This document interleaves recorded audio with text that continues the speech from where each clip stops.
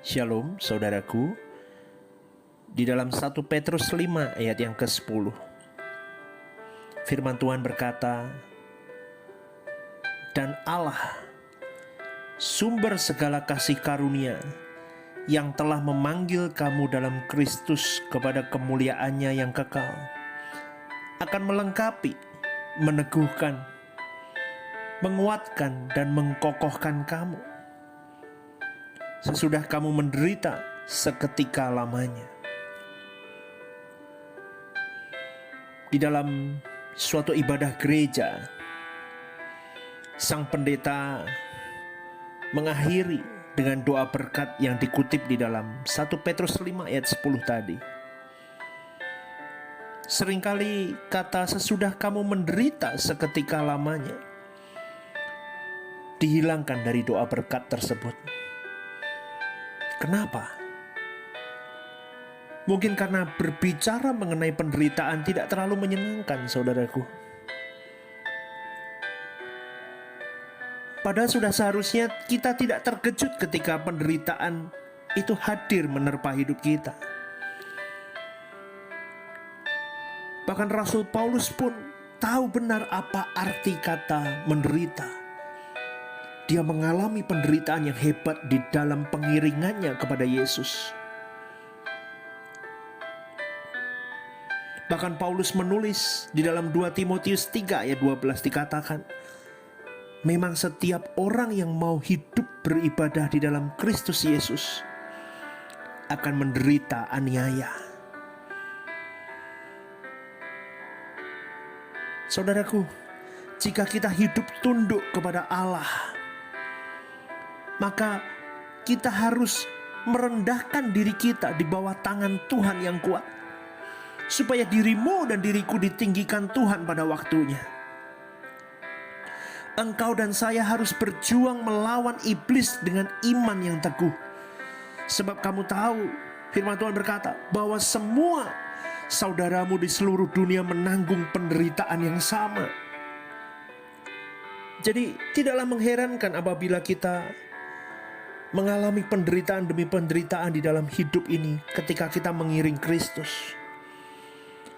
Mungkin engkau dan saya bisa disalahpahami oleh orang lain. Mungkin engkau dan saya bisa dimanfaatkan, dicemooh. Banyak lagi yang membuat diri kita kadang kecut ketika kita mengiring Yesus. Namun Rasul Petrus berkata bahwa penderitaan itu mengandung suatu maksud. Di ayat yang 10 tadi kita baca, jelas penderitaan itu dimaksudkan untuk melengkapi kita, untuk meneguhkan kita, mengkuatkan kita, dan mengkokohkan diri kita, supaya kita tetap terus bisa maju mengiring Dia. Saudaraku, jangan kecut hatimu. Jangan lari pada kenyataan bahwa engkau harus menghadapi penderitaan di dalam hidupmu. Karena Injil yang murni, Injil yang menyakitkan. Engkau dan saya tidak lagi bisa menikmati kenikmatan dunia, saudaraku. Tidak ada lagi ruang di mana kita bisa menikmati dunia.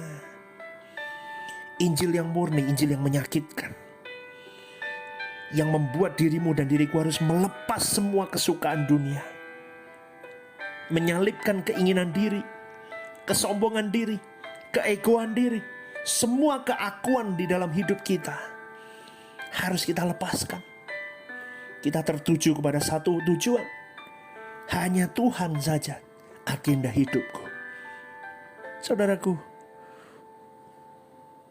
tuntunan Allah bagi pertumbuhan iman kita seringkali mengharuskan kita untuk melalui berbagai kesulitan hidup. Namun semuanya itu, percayalah, itu mengkokohkan kita untuk menghadapi berbagai badai hidup di masa yang akan datang. Jangan pernah lelah engkau berjuang demi Tuhanmu. Masalah demi masalah, cemooh demi cemooh memborbardir hidupmu dan hidupku. Tetapi berdirilah teguh, saudaraku. apa yang kita lakukan hari ini terlihat bodoh di dunia, di mata dunia. Mereka mentertawakan kita. Mereka menganggap kita orang yang aneh. Tidak masalah. Mungkin dunia tidak mau menerima kita. Tetapi satu hal, yang terpenting adalah Tuhan menerima kita. Yang penting apa yang kata Tuhan dalam hidup kita.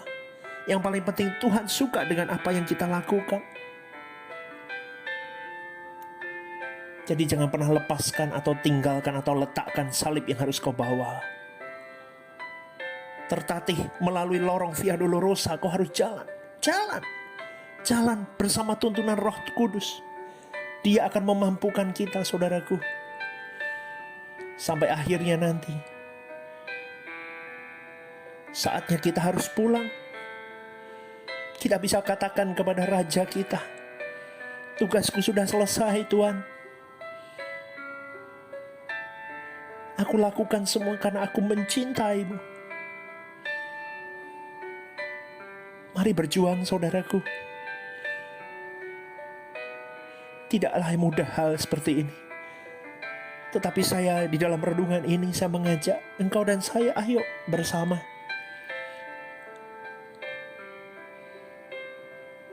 Biarlah air mata yang kita cucurkan, semua tenaga yang kita lepaskan untuk pekerjaan Tuhan, semua daya upaya yang kita berikan, itu biarlah menjadi dupa wangi untuk kemuliaan Tuhan. Apa yang kita lakukan hari ini untuk kerajaan Allah tidak akan pernah sia-sia. Tetaplah tersenyum, tetaplah semangat. Tuhan menyertaimu. Sola Gracia. Jesus loves you.